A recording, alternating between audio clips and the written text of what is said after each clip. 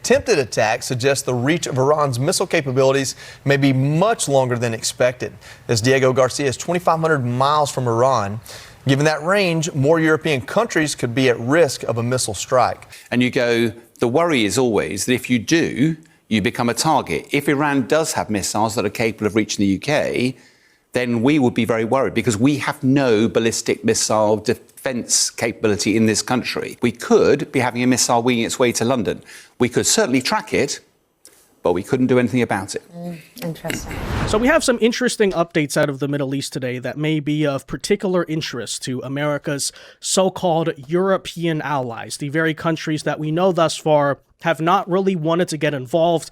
They've argued Iran is not their problem, it's not their self-interest. They've even kind of cast America as the bad guy for starting this conflict in the first place. And while certainly there's been a little bit of strategic backtracking, such as agreements to maybe come help with the Strait of Hormuz, certainly we can discern what the overall European attitude has been. They don't want to get involved. They don't believe this is their problem, and they're largely against what Trump has been saying and doing here. Well, it turns out today that even if Europe does not believe Iran is their problem, Iran certainly believes Europe is their problem, because we now had ballistic missiles being fired at British military bases, which in itself is not a huge story in this conflict until you consider it completely vindicates the arguments that Trump has been making about Iran.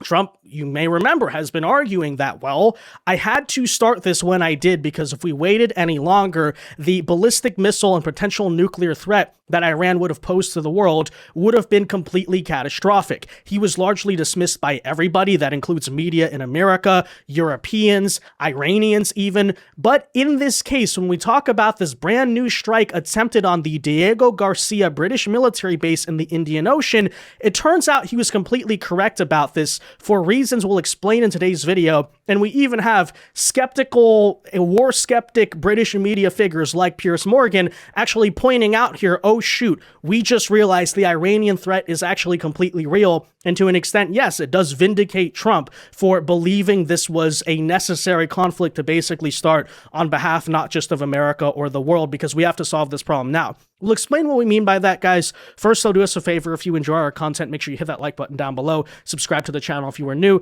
We greatly appreciate the support, but it also ensures that you can stay up to date with all of the latest news and coverage. And that said, we just got the news overnight. Take a look at this. That Iran launched missiles toward Diego Garcia, which is a British military base on an island nearly 4,000 kilometers away from Iran. Now, this, of course, came after Trump spent many weeks arguing with Keir Starmer about the use of Diego Garcia, right? Initially, basically Britain wasn't even sure if they owned the island anymore, and it was this gigantic mess, and Trump was very upset. By the way, I'm not happy with the UK either. That island that you read about, the lease, okay, he made it for whatever reason, he made a lease of the island. Somebody came and took it away from him. And it's taken 3-4 days for us to work out where we can land there. It would have been much more convenient landing there as opposed to flying many extra hours. So we are very surprised. This is not Winston Churchill that we're dealing with. Now, it's not exactly as if Diego Garcia is being used to launch any imminent offensive strikes against Iran. It's basically just a convenient refueling base that Trump wanted to be able to use. Iran still nonetheless tried to strike it anyway. But that's not what's interesting. What's interesting here are the details of this attack. So first and foremost, it's worth noting Iran only managed to shoot 2 missiles at Diego Garcia. One failed, one was intercepted, so the strike in itself was a complete fail, but that's not the story. The story here is, as you can see, Iran managed to shoot ballistic missiles almost 4,000 kilometers. Thus far, the long-term belief was that Iran only has basically short-range ballistic missiles. They can't go more than 2,000 kilometers. As a matter of fact, even the country, the government themselves claim, no, we don't have long-range ballistic missiles or intermediate even, right? We only can shoot 2,000. So basically the long-standing consensus was that, well, Iran's sort of nuclear or even ballistic missile threat is overblown because sure, they can strike Israel in the Middle East, but they can't really go much further than that. And then suddenly now, for the first time in history, we just realized, oh shoot, even if it's just 2 of them, and we don't know how many they have, maybe they shot the only 2 that they have, it's probably a limited capacity, that's a fair assessment. But Iran, at the very least, has the technology, and we know they do, to launch now intermediate and potentially even long-range ballistic missiles. Why is that significant? Well, because first and foremost, let's not forget that Trump, you've heard him, right? He's been saying, his rhetoric is that Iran is 2 weeks away from a nuclear weapon, and, who knows whether that's true or not. They've been saying that for a long time. But the overall message there that he's been trying to communicate about this is, I know something that other people and even the intelligence agencies of other countries don't, right? The imminent threat that Iran posed here was very real. That's why we felt the necessity to act when we did. He largely was brushed off for saying that, right? People said, oh, that's just propaganda. He's just talking. Iran, doesn't really pose a real threat or something like that. And then, oh, wait a minute. What just happened?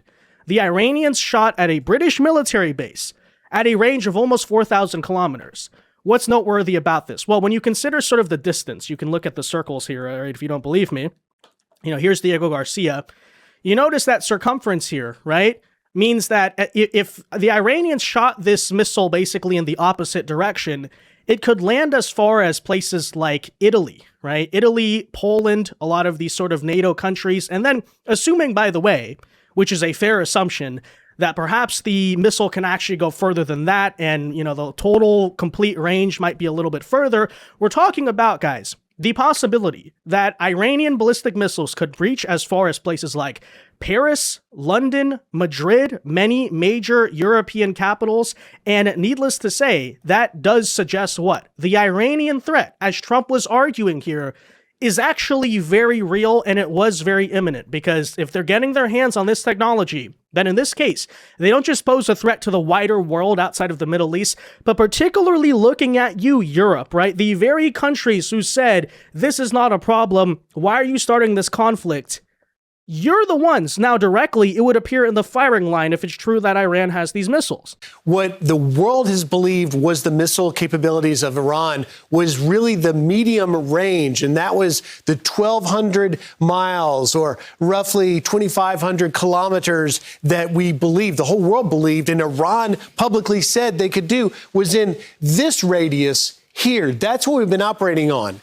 The missiles launched, the intermediate range missiles that we did not know Iran had that capability. This wasn't just a target, Diego Garcia, in the Indian Ocean. It was a message that we can strike a much wider radius. And if you look here, there are European capitals in there. If you imagine that Iran could put a nuclear warhead that could fire into a European capital in a much wider range, that is now a different threat that we look at. And lastly, when you consider, as Lucas was talking about, the ability to intercept these missiles, it's more difficult with something as large and powerful as an intermediate missile. And of course, the radius of which you would have to have interceptors to protect from not just our own forces and Israel's forces in here, but also in European capitals, changes the equation. Yeah, so for all the people who said, oh, that's not true, or tried to claim that Trump was starting this conflict based on a bunch of false premises and lies, I'm going to take a wild guess that the president and the U.S. government likely knew about this, right? They have access to private intelligence information that maybe others do not. And so when Trump says he thinks if he didn't do it, Iran might have struck first, or at the very least, there is a very real imminent threat beyond even the Middle Eastern region here that Iran was about to pose, I think you're now seeing the clear, undeniable evidence of that, right? I wasn't even sure at the time if I believed it, so I'm not here to necessarily pile on to people that, oh, for example, I never made a prediction that Iran secretly has intermediate to long-range ballistic missiles, but again, it does just further vindicate Trump and suggest, hey, maybe he knew something here, and when he was constantly trying to argue to Europe, you guys have an interest in what's happening right now, and we're not begging you to go fight the war for us, but we would appreciate a little bit of help with strategic shipping lanes and things like that. Maybe he was making a point that at the time people were just too vain or Trump deranged to realize, and now you're seeing the consequences. And by the way, I'm going to assume, as a matter of fact, we don't have to assume, we have the evidence. This is now starting to cause panic in Europe and even places like the UK, because they're realizing, oh shoot, Iran can directly hit us with their ballistic missiles, like our mainland, our capital cities with their missiles. This is a different ballgame now. This is no longer just a faraway conflict in the sand that America's starting for no reason. Exactly, right? So here are some great takes on it that I think summarize the issue quite well. Here's one. If the Diego Garcia strike report is accurate, then one of the central assumptions about Iran's missile program just collapsed. For years, the accepted ceiling was around 2,000 kilometers. By the way, you talk about nuclear negotiations and ask the question, why did Trump abandon them? Why did he find them untrustworthy? Well, in this case, we now know the Iranian regime was completely lying about what they had, right? So at least the old one. So, you can have whatever conversation you want about diplomacy, but let's also point that out as well, right? Maybe that's another reason why they dropped the negotiations, because they realized Iran are just freaking lying about this. Mr. Arachi, if I may, we heard from the president first in his State of the Union address that took place on Tuesday and again this morning in recorded remarks that I'm sure you've heard. The president said, among other things, that Iran has been building missiles that, in his words, could soon reach the American homeland. So as it relates to Iran's ballistic missile capabilities, does Iran now have the capability to reach the U.S. homeland? How far removed is it from that capability? No, we don't have that capability. We have intentionally kept the range of our missiles below 2,000 kilometers. So we don't have that capability, and we don't want to do that because we don't have any hostility against, the United States people or Europeans or whatsoever. And by the way, I don't think it just vindicates Trump in terms of the very real threat that Iran was posing, but even further on the specific timing of Operation Epic Fury. Keep this in mind, because some may argue that, well, maybe Iran will do something at some point, but isn't a preemptive strike a little bit aggressive?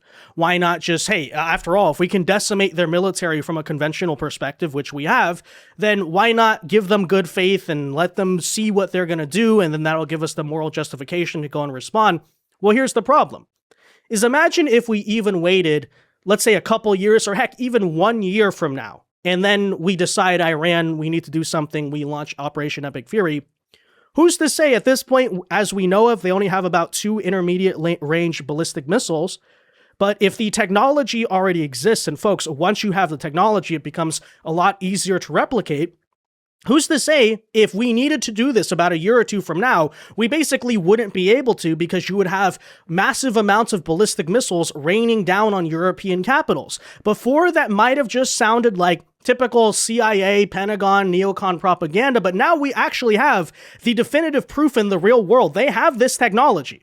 Who knows how many of it they have right now, but again, if you waited any longer for this, if you waited a couple years or something, very likely this would be strategically impossible, because, the political capital to see, ballistic missiles raining down on European countries just wouldn't be there. It would be an unfeasible thing to do. So you can argue right now about the current political cost of Epic Fury, and I'm not denying it, right? Gas prices, the whole energy situation. Definitely, there are negative sides to this. I would argue America is destroying Iran on the military front and the conventional front. Iran, maybe you could argue, sort of winning the political and economic side of the war. That's sort of a fair assessment, right? But, okay, consider the cost right now, and imagine that doubled, tripled, quadrupled if it was true later down the line that Iran had a bunch of intermediate range missiles that they could threaten basically the entire region and likely the entire world with. That's a problem, and that's a very real concern, and that's, again, sort of a vindication of why Trump argued he had to act now. Now, while you may argue yourself that why hasn't the White House been saying this? Why don't they publish this information before stuff happens? I get it. I think it's very clear that Trump likes to keep his cards close to the chest, but clearly, right, again, we're seeing the proof. He knew something here. And that has sparked a reaction even from people like Piers Morgan, who's been, sort of skeptical of the conflict thus far. But out of the UK, right, he's agreeing. And every rational, sane British person right now has to be realizing the same exact thing. So not only has Iran brazenly lied about its ballistic missile range capacity, but this means it can probably hit the UK with them. And we have zero, I repeat, zero defense against these missiles. Very worrying. Very worrying indeed. And If you're watching right now, Keir Starmer tried to argue, oh, this is not a big deal, and just his general lack of leadership. I'm not sure that that's going to help, build any greater confidence in the UK's ability to potentially ward off a future Iranian threat, which I repeat, may vindicate Trump's argument that you should be helping with it right now. You don't even have to be offensive about it. Just be defensive. Help us with the Strait of Hormuz. We'll do the rest of the job. I'm just saying. It's a direct attack on our territory, and normally you would expect a proportionate military response to a military attack on us. Whether that's what actually happens, I think remains to be seen, because what we've seen so far is a lot of triangulation in Downing Street, very little principled decision making. That's the thing many people in Europe now need to start thinking about. This despotic regime has missiles capable of traveling this distance. And of course, if they ended up being nuclear tipped, they don't actually need to be particularly accurate to cause huge devastation to any target they are fired at. So it's certainly, I think, for many in Europe, this is the moment to really start thinking about what is it they want to see happen in Iran. It's all very well to wring your hands, put out statements, write letters and hold meetings. But what is the end game in Iran? Are you happy for the type of regime we've seen, hang a wrestler for protesting about his own government, who has abused and oppressed people there for decades and has looked to export that across the world, including terror attacks here in the UK? Are we happy to just sit there and know that this regime could soon have nuclear-tipped missiles fired at us? And that's where I think many in Europe need to be thinking about this, and whether they look to support some of what President Trump's doing, even if they don't wish to put boots on the ground. Could you imagine, too, by the way, in a hypothetical world, let's pretend that Europe got into some type of dispute with Iran. It could be over energy or whatever. And then Iran started shooting intermediate range ballistic missiles at European capitals. And then America responded to that by saying, oh, that's not our problem. Sure, we may be a NATO power and NATO's under attack here, but you know what? It's not our self-interest. We want peace. Diplomacy, guys. Not our concern. Imagine how the Europeans would react, right? So I hope watching the current situation, and by the way, seeing how now tones are starting to change ever since this failed missile attack, that maybe, the people across the pond begin to consider what they're doing now, and then realize, oh shoot, maybe Trump had a point here. Maybe he hasn't been just trying to tear down the NATO alliance recklessly for no reason. Maybe all this has not just been a bunch of tearing apart of diplomacy, whatever. Maybe he had a point. I would argue, by the way, he's had a point this entire time when it comes to American-European relations. Back from the very moment in 2017 to 2018, when he told NATO countries, you need to be spending more on defense, and you guys sat there and laughed at him. Okay, well, what happened next? What happened next is that Russia invaded Ukraine some years later, and then suddenly, now Europe agrees, oh, we need to spend on defense. By the way, he said the same thing about Germany and Europe in particular relying so much on Russian oil and gas. Once again, they were laughed at. The Trump administration was laughed at. What happens next? Okay? So you're noticing a pattern here? That maybe likewise in the second administration, when he talks about things like Greenland and Arctic security, or Iran and how NATO countries have a concern in this, they should come to our help, at least when it comes to securing oil shipping lanes. He's not being crazy. He's not being a lunatic. He's actually correct about this. And suddenly now the British media is talking a lot differently because they realize it is of their concern. I'm just saying, right? It's just something to think about. Anyways, that said, let me know your thoughts. Be sure to leave a like on this video, subscribe to the channel if you are new. And until next time, God bless and peace.